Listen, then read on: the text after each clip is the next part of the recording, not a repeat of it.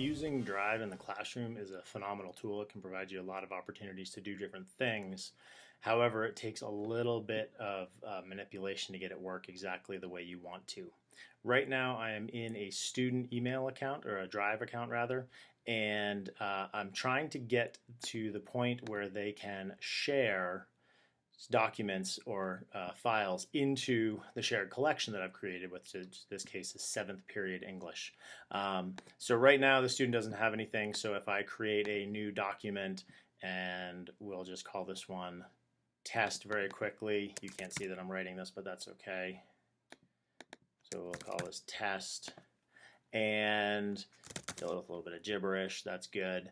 And then if I close this, and if I'm patient or if I hit refresh, we can see shortly that this document comes up. So under shared with me, I have the 7th period English folder, which has all the different topics in there that I want them to be able to get to, including, this testing file or making video trailers.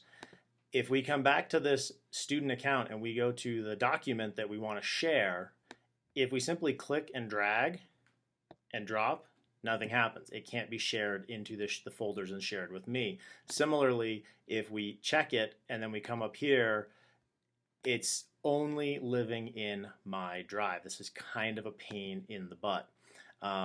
There's a pretty simple workaround. I'm sure that Google has 1,000 different ways to do it, but the simplest workaround I've found for students to use is to simply come over to the setting cog, click the down arrow, and go to experience the new drive. So we click that, and it's going to change the look of our drive. Now, we give it a second to refresh. Here we are. Here's my document that I just created. Okay, I can access that, no problem. It opens right up. There's my gibberish. We close that again. Here's my drive. This is the student's drive again, not my drive, not the teacher drive. We have lost the shared with me, and they've replaced it with this thing called incoming. Okay, and so if you click on incoming, now we get to see the 7th period English folder that I shared to all of my students. If you hover over it, you'll see a couple options over here. You can download it, you can add it to my drive, or you can do other things. If you're not hovering over it, it goes away. So you have to hover over it, and you click the add to my drive. So we click add to my drive, we come down here, we accept the move, and now this 7th period English folder lives under the student's drive, under their my drive. And now we can drag this document into 7th period English. We can drag it onto 7th period English and put it into the different subfolders, so I can move it into testing, and now it lives under this folder right here. Okay, there is my document filled with all of the gibberish. As I said, there's 1,000 different ways to do this. This is the easiest one that I've found. If for some reason you decide that you don't like the look of it, or the student doesn't like the look of what Google's calling their new drive, that's fine.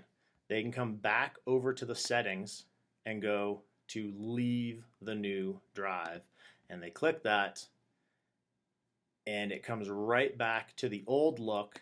Here is what we had before, my drive. We have now access to the shared collection, testing, right? My test lives in there. I can move it around. I can put it any place I want to, and there it is. So that's by far the easiest way that I've found to do it, to get students access to a shared collection where they can be sharing into the folder as well as you sharing out. So one more time, you go to the settings, you go to experience the new drive, you go to incoming, you find the folder that you want access to. Okay, it's not showing up now because I've already done it, but there would be that third option in between. You click on the add to my drive, and it comes. And then as a choice, if you want to, after the fact, you can change it back to the old look by going to leave the new